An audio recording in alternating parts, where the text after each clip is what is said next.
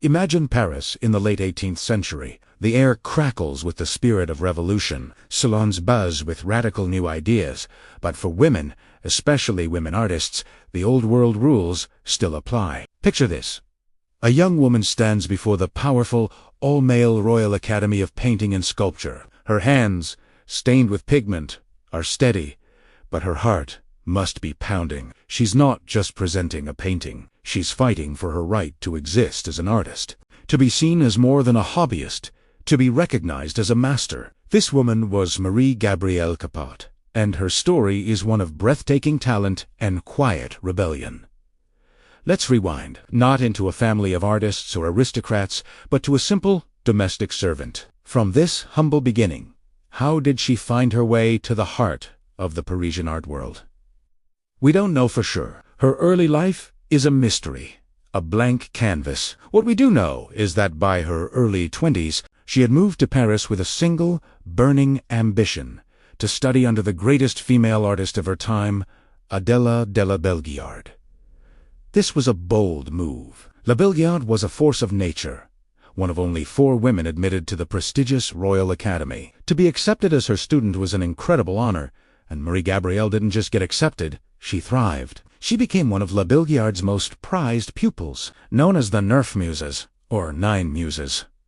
The studio was a unique space, a haven where women trained, collaborated, and supported one another in a world designed to keep them out. Marie-Gabrielle quickly distinguished herself. Her specialty was portraiture, particularly in miniature. Think about the skill this required. Working on tiny pieces of ivory, she had to capture not just a person's likeness, but their soul, their very essence, with impossibly fine brushstrokes. Her work was delicate yet powerful, filled with life and personality. She wasn't just painting faces, she was telling stories. Her miniatures were sought after by the Parisian elite, a testament to her incredible precision and artistic sensitivity. But her ambition didn't stop at miniatures. She learned to master oils and pastels, creating larger, more complex works. One of her most famous paintings is a self-portrait from around 1783. Look at it. She gazes directly at us, her expression confident, her tools in hand. This isn't just a picture, it's a declaration. She is an artist, and she demands to be seen as one. Her big break came when she exhibited her work for the first time at the Salon de la Correspondance. This was a crucial stepping stone for artists who, like her, were excluded from the official Royal Academy Salon. Her work was praised for its technical brilliance and emotional depth.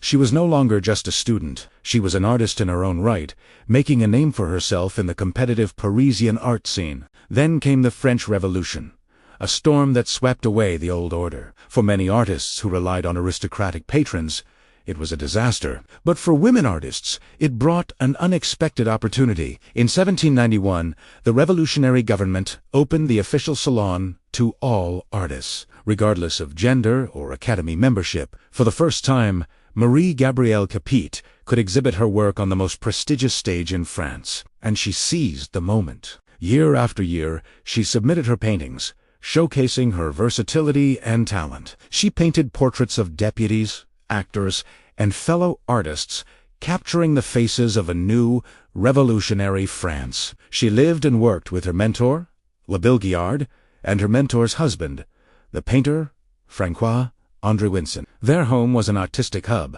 a center of creativity and mutual support. For over 2 decades, they formed a unique family unit, bound by their shared passion for art. One of Marie-Gabrielle's most ambitious and telling works is a large-scale painting depicting her teacher, Adèle de Labille-Guiard, in her studio, surrounded by her female students. Marie-Gabrielle herself is in the painting, looking on with admiration. This work is more than just a group portrait. It's a political statement. It celebrates female mentorship and artistic solidarity. It says, "We are here, we are talented, and we are training the next generation." In a world that questioned whether women could even be true artists, this painting was a powerful act of defiance. She was a master of her craft. Look at the way she painted fabrics, the soft sheen of satin, the delicate transparency of lace. Her ability to capture texture was simply astonishing, and her subjects, they feel real, alive. She had a gift for capturing a fleeting expression,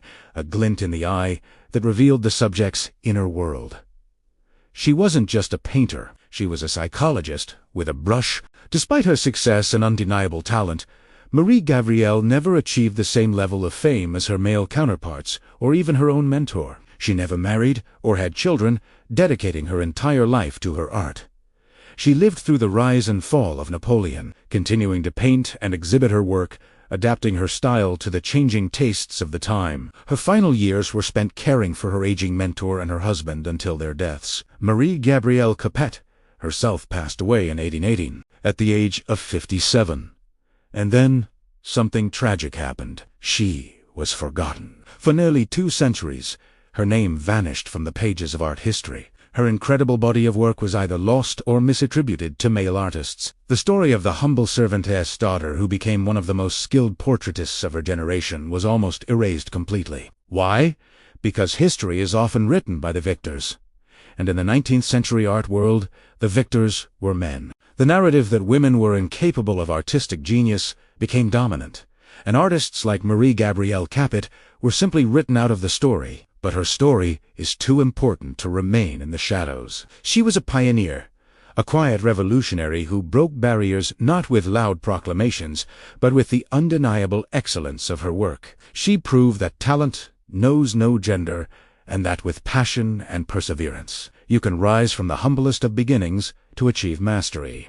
Her life is a testament to the power of art to transcend social barriers and the importance of mentorship and community. Today, art historians are rediscovering Marie-Gabrielle Capet, painstakingly piecing together her life and work. Her paintings are now found in major museums, including the Louvre. When we look at her art today, we see not just a forgotten artist, but a trailblazer whose legacy continues to inspire. She reminds us that there are countless stories like hers waiting to be rediscovered. By bringing her story to light, we're not just correcting an old injustice, we're enriching our own understanding of art and history. We're challenging the old narratives and making room for a more inclusive, more truthful story of human creativity. Marie-Gabrielle Capet's journey from a servant's daughter to a master painter is a powerful reminder that genius can be found anywhere, and it deserves to be celebrated. Thank you for joining me on this journey into the life of a truly remarkable artist. There are so many creators like Marie-Gabrielle Capet who have been unfairly left out of our history books. If you believe their stories deserve to be told and want to support the work of bringing them back into the light, please hit that like button, subscribe to the channel, and share this video with someone who loves art and a great story. Your support makes all of this possible. Thanks for watching.